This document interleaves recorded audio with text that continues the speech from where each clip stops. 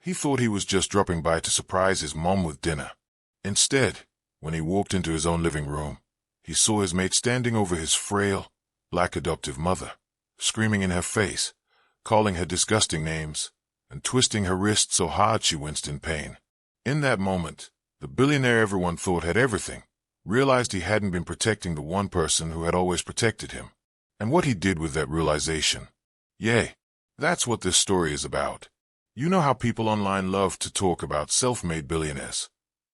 They show you the mansions, the cars, the private jets, but they rarely show you the story of the woman who stood between the billionaire and the world when he was just a scared, unwanted kid. This story starts with one of those women. Her name was Lillian Carter, but everybody called her Mama Lily. And the billionaire, his name was Adrian Hayes. On paper, he was the picture of success. Tech entrepreneur, founder of a global payments company, youngest billionaire in his country. But if you'd asked him what success meant, he'd have told you something very different. To him, success was the way his mother's face lit up when he walked into the room. It was hearing her laugh in the mornings. It was knowing that after years of struggle, after adoption, after racism and cruelty and being told he'd never be anything, he could finally give her a life where she never had to worry again. That was his real treasure. Or at least, that's what he told himself, before things started to slip.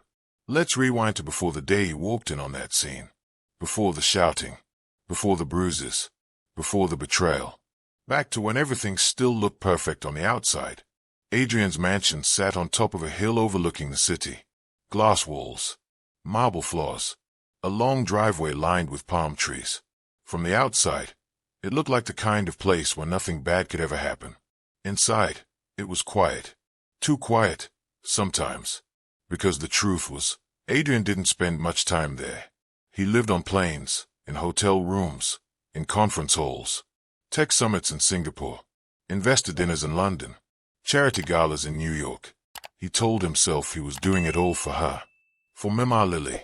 She'd adopted him when he was 9. A skinny, angry black kid who'd already learned how to pack his things in silence because every new foster home came with an expiration date. But Lily had been different.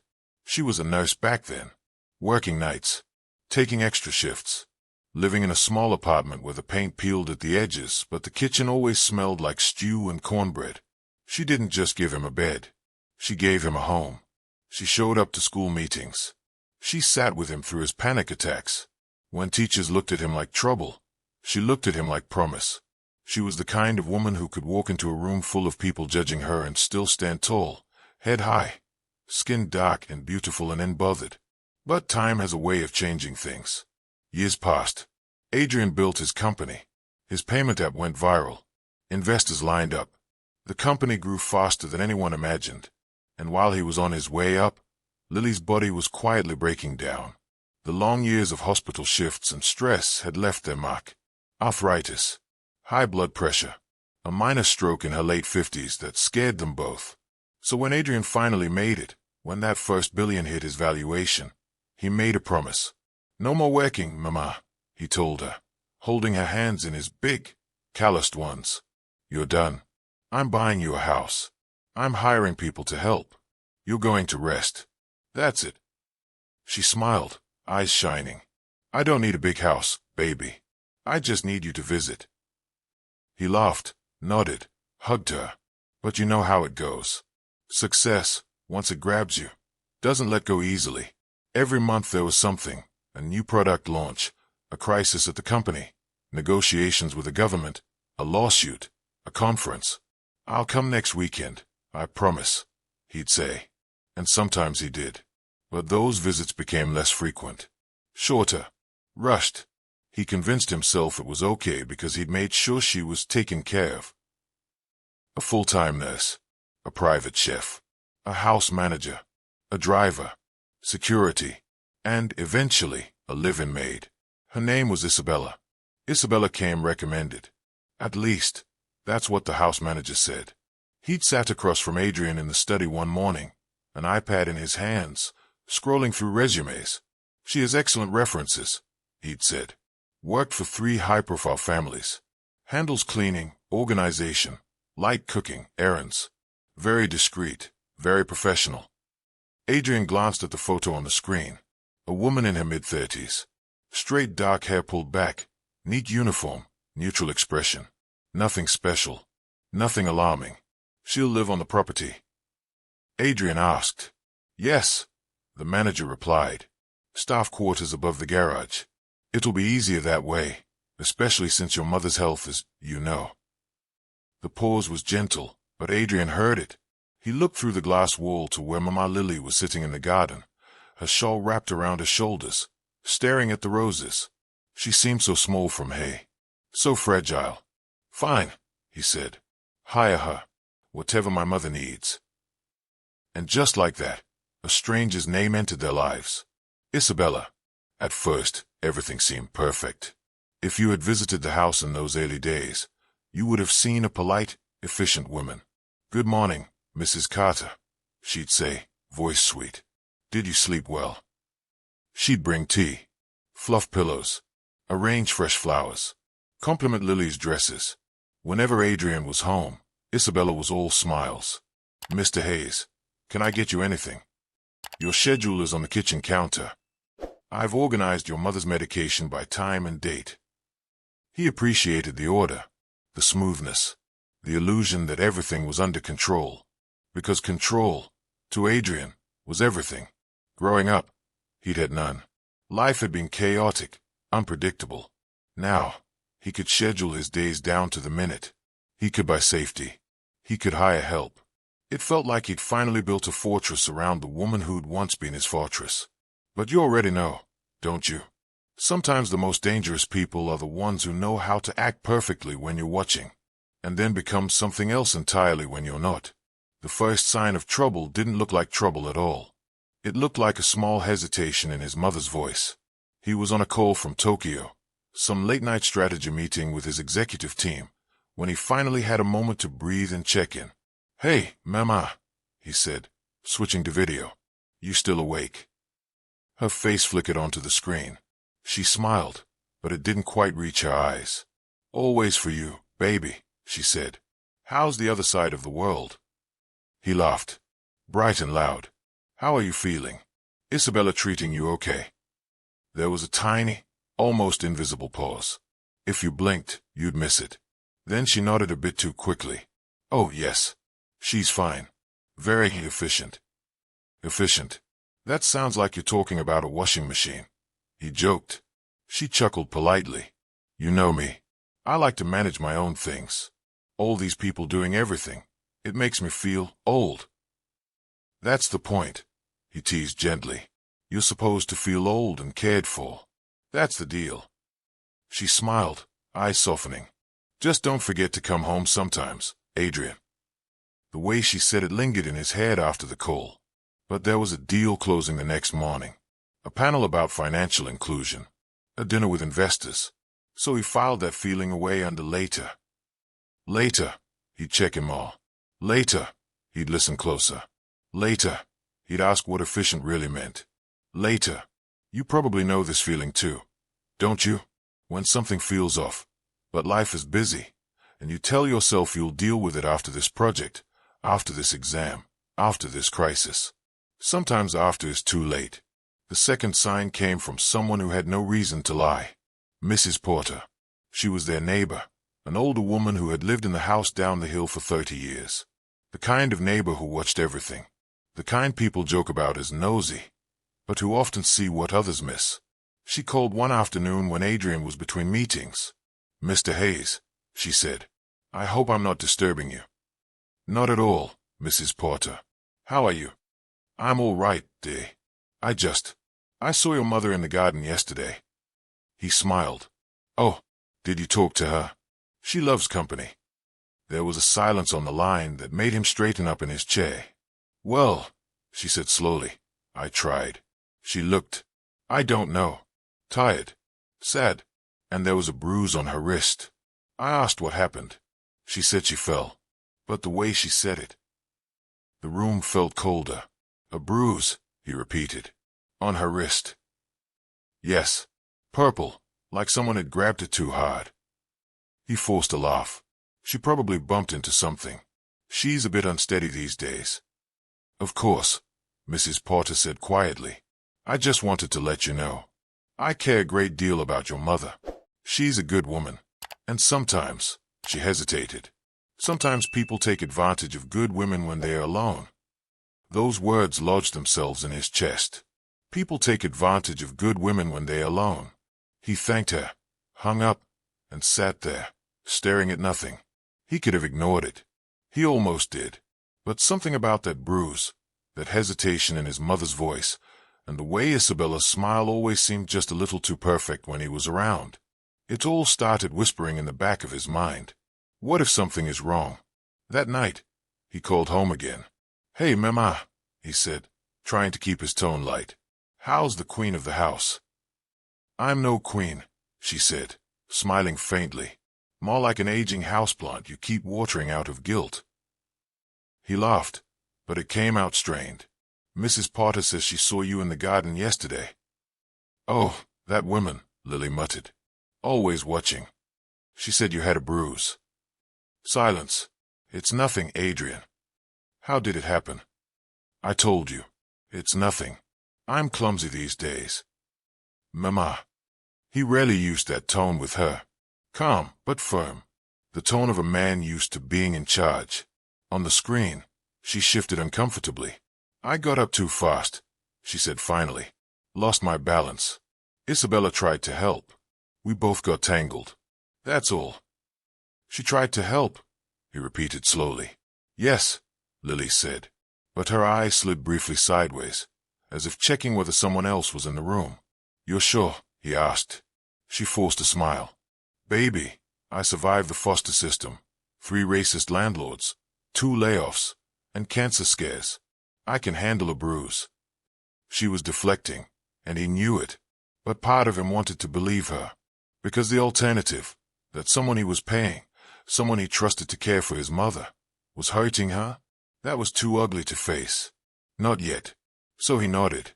"All right," he said softly, "but if anything feels wrong, you tell me. Immediately. Deal?" She hesitated, then nodded. "Deal." He ended the call, the image of her forced smile lingering in the dark screen. And again, later whispered in his head. He'd come home soon. He'd see for himself. He just needed to finish this deal. Just one more week. But when people are being hurt, a week can be a very long time. Let's talk about Isabella for a second.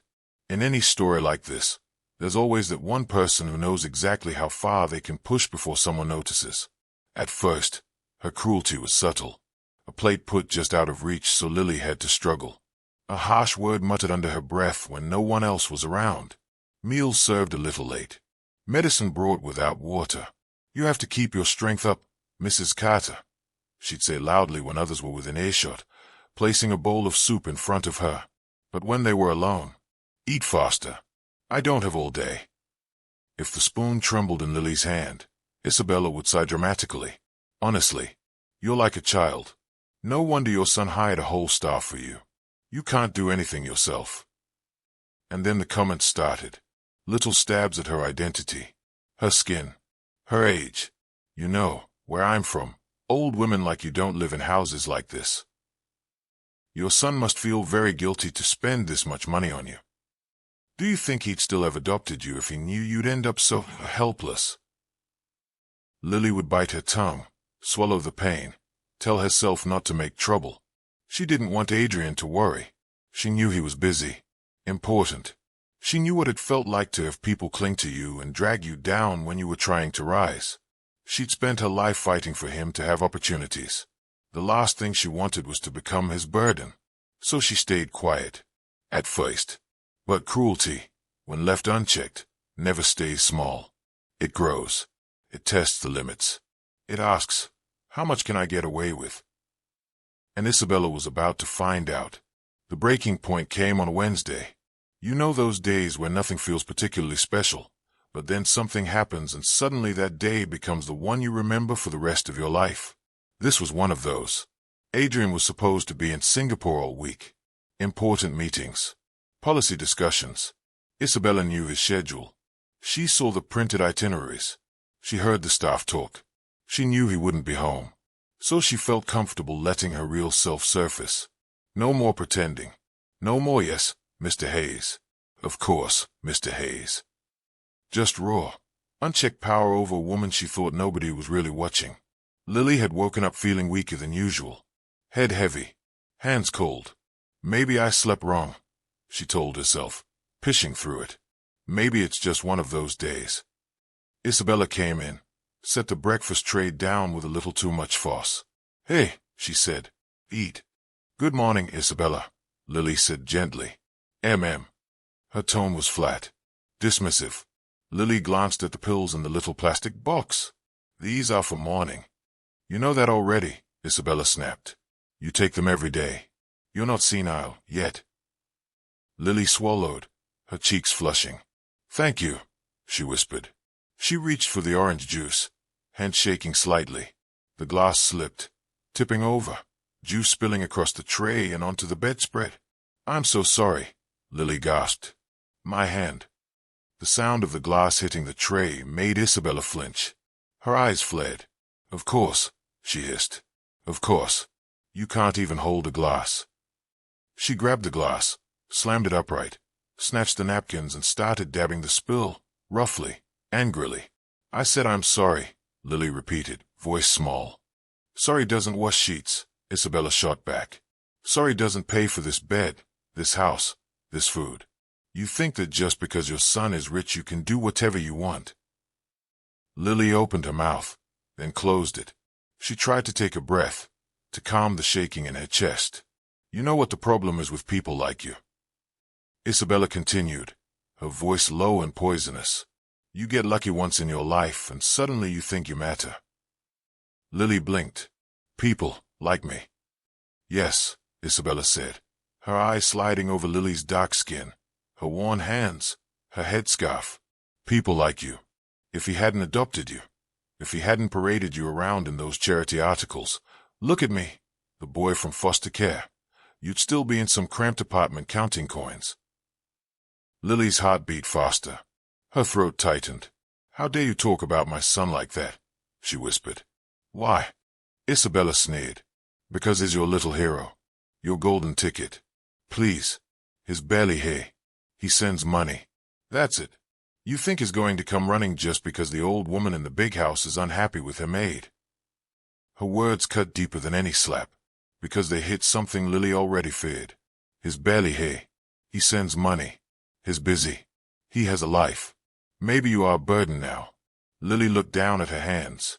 I don't want trouble, she murmured. I just want peace. Then stop making messes, Isabella snapped. She grabbed Lily's wrist to pull the tray closer. Too hard. Much too hard. Pain shot through Lily's arm. Oh, Isabella, you're hurting me.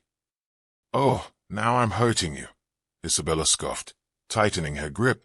You bruise like fruit, Mrs. Carter. Maybe if you weren't so. She didn't finish the sentence, because at that exact moment, a voice she did not expect cut through the air. What do you think you're doing? If you've ever walked into a room and felt the temperature drop, you know what happened next. Adrian stood in the doorway. He was supposed to be on the other side of the world. He was supposed to be in a suit, on a stage, talking about innovation. Instead, he was standing barefoot in his own hallway, wearing jeans and a t-shirt, a carry-on bag still slung over his shoulder, staring at the scene in front of him, his mother's wrist in the maid's hand, her face twisted in pain, tears in the corners of her eyes. Isabella froze. She let go as if burned. Mr. Hayes, she stammered. You're home. He took a step forward, his eyes never leaving her. I asked you a question, he said quietly. What do you think you're doing? Lily tried to sit up straighter. Adrian, baby, it's nothing, she rushed out. I spilled the juice. She was just... Don't, he said, his voice softer when he met her eyes. Please don't lie for her. His gaze dropped to the bruise blooming on her wrist. Not old. Not faded. Fresh. Purple and angry. He'd been in boardrooms where men twice his age had tried to intimidate him. He'd faced down hostile journalists, aggressive investors, politicians pushing their own agendas. He'd learned to stay calm, to negotiate, to breathe. But in that moment, looking at his mother, all that training threatened to evaporate. Rage rose in him like a wave. "Get out," he said to Isabella, his voice low, dangerous. "Step away from her. Now." She stumbled back, hands shaking. "Mr. Hayes, she tripped. "I saw," he cut in sharply. "I saw enough." Because here's the thing Isabella had forgotten. This was a smart house.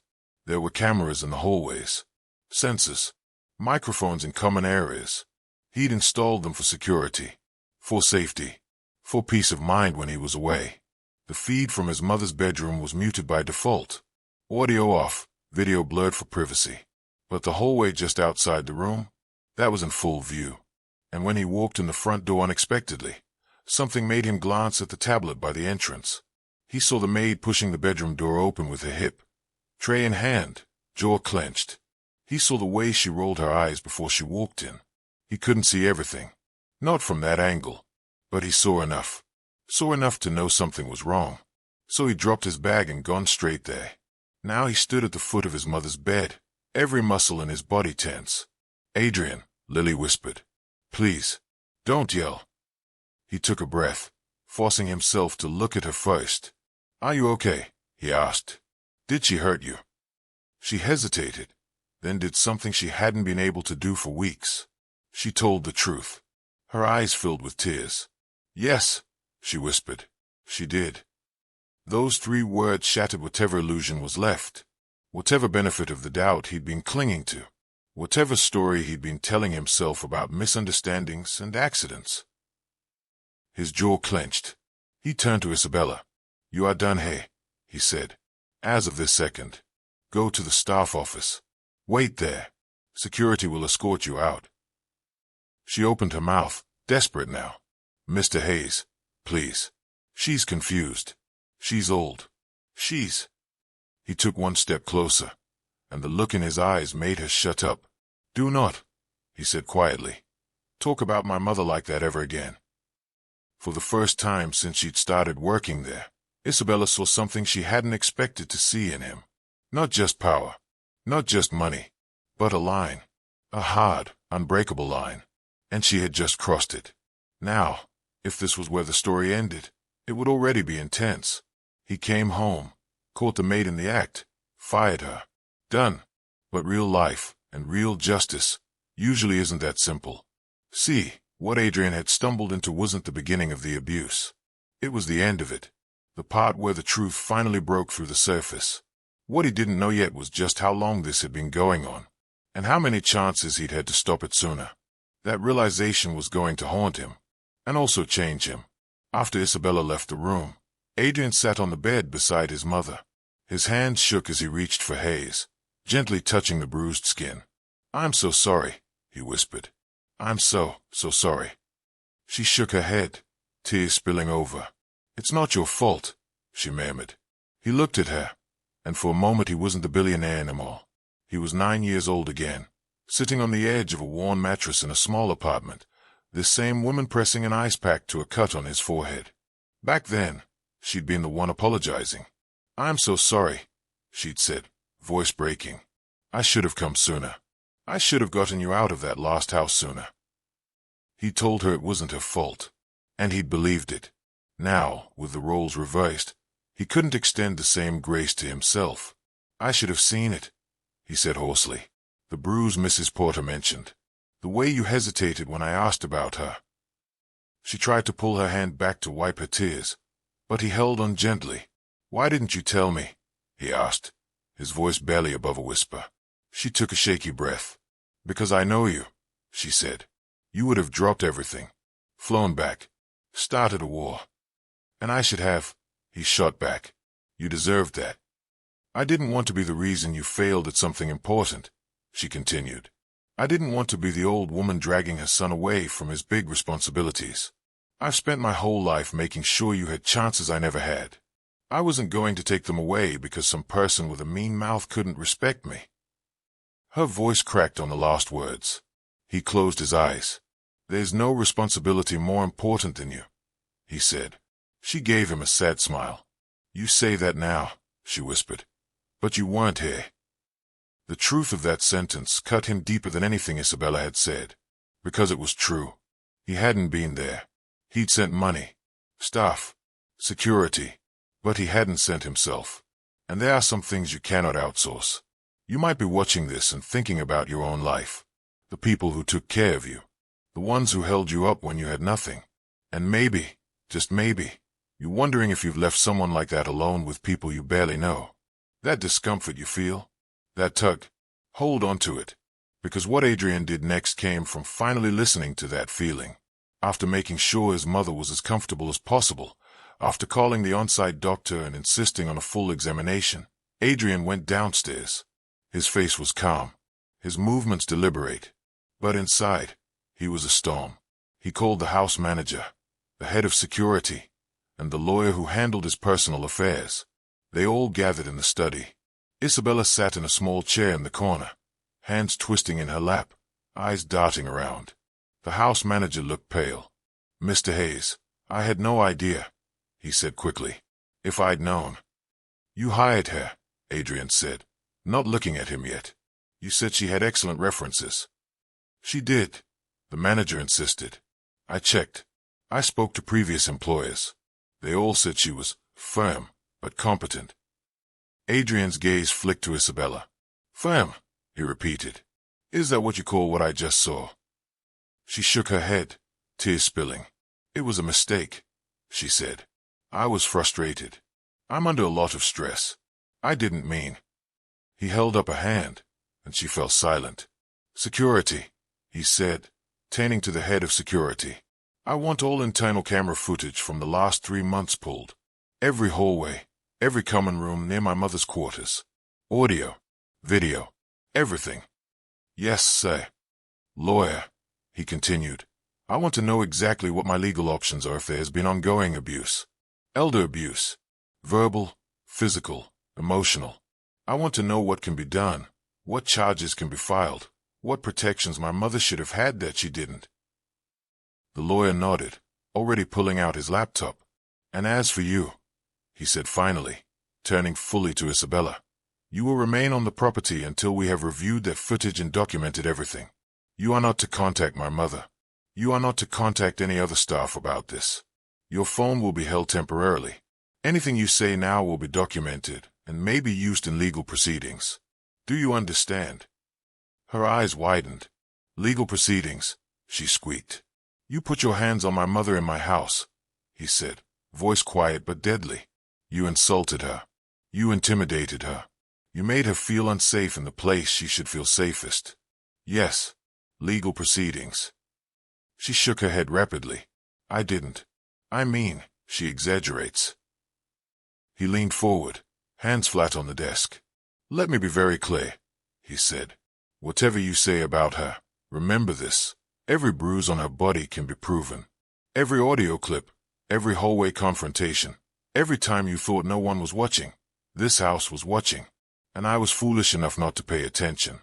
That ends today." Her shoulders slumped, because she knew. She had seen the cameras. She had just assumed no one cared enough to check. Over the next few days, the house that had always been so quiet became a war room. Adrian barely left. He sat for hours reviewing footage. Sometimes alone. Sometimes with his lawyer. Sometimes with the head of security, who looked more and more disturbed as the days passed. They watched clip after clip. Isabella's mask slipping the moment Adrian's car left the driveway. Her rolling her eyes when Lily asked for help with something simple. Her sighing loudly, deliberately, to make Lily feel guilty for needing assistance. Her muttering under her breath as she changed bed linens. "You act like a queen, but you're nothing without your son. Do you know how many people like you I've cleaned up after? No one would care about you if he didn't make you his little charity project." They watched as Lily tried to joke, tried to diffuse, tried to pretend it didn't hurt. They watched the way her shoulders gradually rounded more, the way her steps slowed, the way she stopped going into certain rooms, avoided the kitchen during certain hours. You could see the shrinking, the way a person's world gets smaller when they feel unsafe. It wasn't just one moment. It was a pattern, a system of quiet cruelty, death by 1,000 cuts to her dignity. And yes, there were moments like that bruise. A tray jerked too hard, an arm grabbed too tightly, A shove that looked accidental but came with a smite when Lily's back was tanned. By the third day, Adrian had to stop the recording halfway through and put his head in his hands. "I left her here with this," he whispered. His lawyer sat across from him. "You trusted your staff," he said. "That's not a crime. What matters now is what you do with the truth." But it didn't feel that simple. Because when you love someone, their pain feels like an indictment of your choices. He had wanted to believe that money and systems and protocols could replace presence, that as long as the house was full and the account was funded, his mother was safe. Now he knew better. You might be wondering about Lily during all this. She stayed mostly in her room, under observation. The doctor adjusted her medication. A new nurse, one with years of hospice experience and glowing references, moved in temporarily. She was gentle, soft-spoken, the kind of person who speaks to the patient, not around them. Lily's eyes were still shadowed, but every time Adrian came in, she'd make an effort to sit up, to smile. "You look tired," she'd say. "You should sleep." "How about we both stop lying to each other?" he responded one night, sitting in the armchair by her bed. She gave him a look. "I didn't lie," she murmured. "You protected me," he corrected. "At your own expense." Again. She sighed, looking away. "You were that little boy with big eyes again," she said softly, "trying so hard to be strong. I couldn't stand the thought of being the reason you broke." He leaned forward. "I built this life so you'd never have to protect me again," he said. "And look what I did. I made you protect me from the truth." She reached out, her fingers brushing his cheek. "Then learn from it," she whispered. "Don't drown in guilt. Learn." And he did. He started with Isabella. After reviewing the footage and consulting with his lawyer, he made a decision. Isabella was confronted again, but this time, not just by him. He arranged a meeting in the living room. Lily didn't attend. He wouldn't put her through that. But the house manager was there, the head of security, the lawyer, and, surprisingly, Mrs. Potter, the neighbor, whom he had invited personally. She sat on the couch, hands folded around a cane, watching. Isabella was brought in, visibly anxious. "Sit," Adrian said. She sat a day. "Over the last 3 days," he began, "we've reviewed 3 months of footage from this property. We've listened to hours of audio. We've documented every instance where your behavior crossed the line from firm to abusive." She shook her head. "It was just words." "Words can be abuse," Mrs. Porter cut in sharply, "and so can hands that grab too tightly." Isabella flinched. Adrian continued. "You called my mother nothing. You mocked her age, her health, her background. You implied that she didn't deserve dignity just because she needed help." He gestured to the laptop on the coffee table. "In several recordings, you told her that no one would believe her if she spoke up, that I was too busy to care, that she should be grateful for whatever treatment she got, because without me, she'd be back where she came from." He didn't repeat the racial undertones, but they hung in the air. Everyone in the room felt them. "Do you deny any of this?" he asked quietly. She stared at the floor. "I was under pressure," she muttered. "This job is hard. Old people can be difficult. I lost my temper sometimes. That doesn't make me a criminal. Besides, she is everything. Why is everyone acting like she's the victim when I'm the one who works 16 hours a day?" There it was. That entitlement. That twisted logic. As if verbal and physical cruelty were just a side effect of a demanding job. Adrian nodded slowly. "I'm glad you said that," he said, "because it makes it easier for me to be very clear." He leaned forward slightly. "You are not being accused of having a hard job," he said. "Plenty of caregivers work long hours without demeaning the people they care for. You are being held accountable for what you chose to do with the power you had. You were given access to a vulnerable person. You chose to use that access to belittle her, intimidate her, and hurt her." He looked at his lawyer, who spoke next. "Given the evidence we've collected," the lawyer said, "we have grounds to report this as elder abuse, both emotional and physical. We can file charges. We can also pursue civil action." Isabella's head snapped up. "Charges," she whispered. "You can't." "We can," Adrian said, "and we will."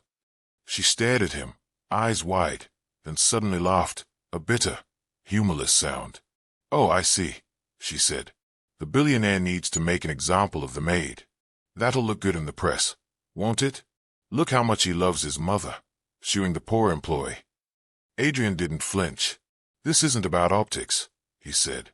"This is about a woman who has spent her entire life protecting others being hurt in her own home. If anything, this is about all the other people like her who don't have cameras in their hallways, who don't have lawyers, who don't have sons with resources." He paused, letting that sink in. "I can't fix every injustice," he said softly, "but I can address the one in front of me. And I will." Mrs. Porter cleared her throat. "I've seen people like you before," she said, looking directly at Isabella. "You think because someone is old, or black, or quiet, they won't speak up. You think their dignity is optional. But you forgot something. People like that, they survive. And sometimes they raise children who can burn down the whole system that hurt them." The room fell silent. Adrian nodded. "Security will escort you to pack your things," he said. "You will not have access to my mother again.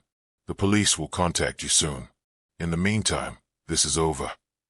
She looked around, searching for sympathy. There was none. Not from the manager, who looked ashamed of himself. Not from security, who had watched the footage and felt sick. Not from Mrs. Porter, who had seen enough in her lifetime to know what this really was. And not from Adrian, whose eyes held something deeper than anger. A promise that this would not be swept under the rug. Not this time. You might be hoping she begged, cried, apologized. Sometimes, real life is messy. People don't always break down the way you expect. Isabella left with her jaw clenched, muttering under her breath about overreactions and ungrateful employers. But that didn't change what happened next. The police were contacted. Statements were taken. The recordings were shared. In the weeks that followed, an investigation began. No, she didn't go to prison for life. This wasn't a movie, but the system did what it could. She was charged with elder abuse. She lost her job. Her name became known in circles where she'd once been praised. Families who had employed her before heard the news. Some came forward with their own stories, ones they'd been too ashamed to voice. Patterns emerged. This wasn't the first time she'd abused her power. Just the first time someone with enough resources refused to look away. Inside the house, things changed too. Adrian didn't just replace Isabella and move on. He knew that would be too easy. He brought in a specialist in elder care to audit the entire system in his home. They reviewed protocols. They interviewed staff. They implemented new rules. No single caregiver would have unsupervised control over any vulnerable person for long periods without regular check-ins. Anonymous reporting channels were created for staff to raise concerns without fear of losing their jobs. Background checks were deepened, not just looking at formal references, but patterns of short-term employment and unexplained dismissals. And perhaps most importantly, Adrian changed his own schedule. He built in non-negotiable time at home. Not just for a weekend here and there, but consistent, regular presence. He started taking some meetings remotely, no matter how much executives pushed back, because he'd finally understood something. You can outsource tasks. You can't outsource love. Months passed. The bruises on Lily's wrist faded. But the emotional bruises took longer. There were days when she flinched if someone moved too quickly toward her. Days when she apologized for asking for the smallest things. "Sorry to bother you," she'd say to the new nurse. "Could I trouble you for a glass of water?" "Mrs. Carter," the nurse would reply gently. "This is my job. You're not a bother. You're a person." It took time for that to sink in, for the words to feel true again. Adrian was there more. He started small.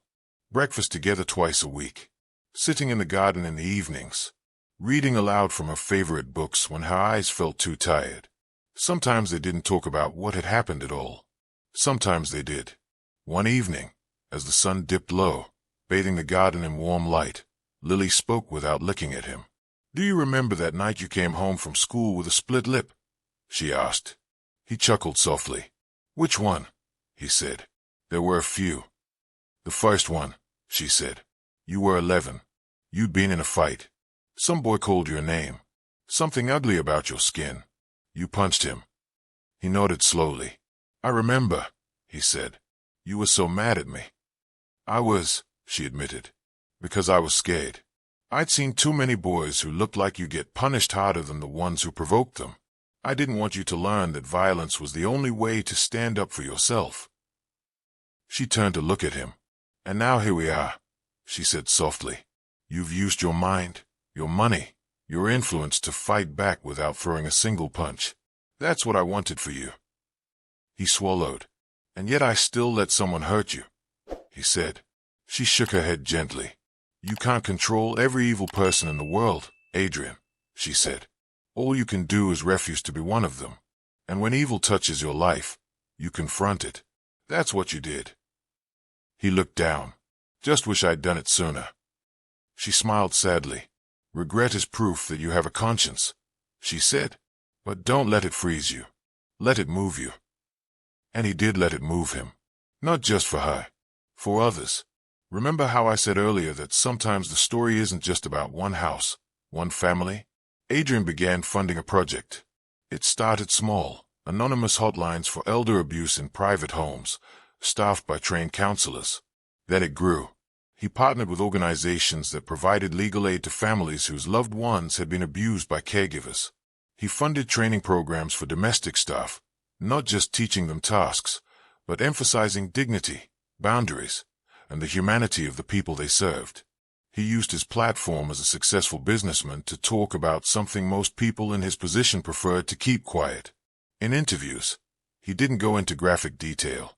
He didn't name Isabella publicly, but he talked about what it meant to be the son of a black woman who had given him everything, and how easy it had been, even for him, to think that security systems and money were enough to protect her. He talked about the hidden racism and classism that often simmered under the surface in wealthy households, about how people who came from less privileged backgrounds could sometimes internalize those systems and direct their cruelty downward, toward anyone they perceived as weaker. He didn't make himself the hero. He told the truth. I thought I was a good son because I paid for the best care, he said in one talk. But being a good son means more than wiring money. It means showing up. It means listening. It means believing that the people who raised you deserve not just comfort, but respect. The clip went viral, not because he was a billionaire, but because people recognized themselves in that confession.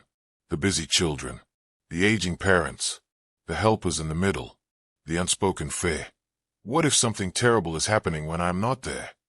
People started having uncomfortable conversations, asking hard questions, checking in more deliberately. If you think that doesn't matter, you're wrong. Sometimes a single story, told honestly, can shift the way thousands of people think. A year later, the house on the hill looked the same from the outside. Same glass walls, same palm trees, but the way it felt inside, very different. There was a calm there now, a warmth, staff who laughed with Lily, not at her, a sense that respect wasn't optional. It was the baseline. One afternoon, on the anniversary of the day he'd walked in and caught Isabella's hand on his mother's wrist, Adrian came home early again. This time, it wasn't a surprise. He'd put it on the schedule, blocked it out. Non-negotiable. He walked into the living room and saw something that made his chest feel tight in a completely different way. His mother was sitting in her favorite chair, half-knitted scarf in her lap. Beside her was one of the younger staff members, a new hire from a community program Adrian had funded. They were laughing at something on the younger woman's phone. "What's going on here?" he asked, smiling. Lily looked up, her eyes bright. "I was showing her your baby pictures," she announced. "She didn't believe me when I said you used to have hair." He groaned. "Traitors," he muttered, but there was no real sting in it. The young woman grinned. "You were cute," she teased. Very serious, always frowning at the camera. He rolled his eyes and walked over to kiss his mother's forehead. "How are you feeling?" he asked. "Old," she said, "but loved." He sat on the arm of her chair. "That's the only part that matters," he said. She patted his hand. "For me, maybe," she said. "But for you, I'm glad you didn't just stop with me." He looked at her, confused. "What do you mean?" "I saw your interview," she said. "The one where you talked about what happened here. I saw those hotlines you started. That training program. I heard that little girl." She nodded toward the staff member. Talk about how this job changed her life. How she never realized what it meant to care for someone with dignity, not pity. She smiled, proud. You took something ugly and you didn't just bury it, she said. You turned it into something that might make life safer for other mothers, other old women, other black women who spent their lives holding up everyone else. Her voice grew softer. That's bigger than what happened to me. He swallowed. None of this should have happened to you, he said. Maybe, she agreed. But it did. And you didn't pretend it didn't. That matters. So what happened to Isabella in the end? She faced her charges. She initially denied everything. But as other families came forward and evidence piled up, her lawyer advised her to take a plea deal. She did. Community service, mandatory counseling, barred from working in private caregiving roles again. It wasn't the dramatic downfall some might have wanted. No flashing headlines forever. No cinematic moment of ruin. Just a slow, steady closing of doors. The world telling her, you used your position to hurt those you were supposed to help. You don't get that position anymore. And that, in its own way, is a kind of justice. Not revenge. Not cruelty. Just consequences. Looking back, Adrian would sometimes replay that morning in his head. The spilled juice. The twisted wrist. The words, you think is going to come running. He had. Not because he was perfect. Not because he always knew what was going on. But because eventually, he listened. He listened to the neighbor who spoke up. He listened to the unease in his own chest. He listened to the truth in his mother's eyes. And when he finally saw what was happening, he refused to look away. That was the choice that changed everything. Not the money. Not the cameras. The decision to pay attention. To be present. To put love ahead of convenience. And now, I want to turn to you for a second. Because maybe as you've been listening to this story, someone's face has come to mind. An aging parent. A grandparent. An aunt, uncle, or neighbor. Someone who took care of you when you had nothing. Someone who might be alone more than you'd like to admit. Someone who might be at the mercy of people you don't really know. If that's you, this isn't about making you feel guilty. It's about waking you up. Because the truth is, we live in a world where it's very easy to send money and very hard to make time. But the people who held us when we cried as children, the ones who fought for us when we had no voice, they don't just need our money. They need our presence, our questions, our attention. They need to know that if someone dares to treat them as less than human, there will be consequences. That someone will walk through the door and say, "What do you think you're doing?" and mean it. If you believe that dignity matters more than convenience. If you believe that the people who raised us deserve safety, not just comfort. If you've ever looked back and wished you'd checked in sooner, spoken up louder, listened more closely, you're not alone. Stories like Adrian and Lily's are painful, but they're also a chance to do better while we still can. So maybe after this video, you make a call, ask a question, check in with someone who might be silently shrinking in their own home. You never know what truth that simple act might uncover. And if this story hit your heart even a little bit, if it made you think about loyalty, justice, and what real love looks like, go ahead and like this video. Drop a comment sharing your thoughts or your own experience, and subscribe for more stories like this. Because sometimes, hearing what someone else went through gives you the courage to finally say, "This ends today." And that's how lives change.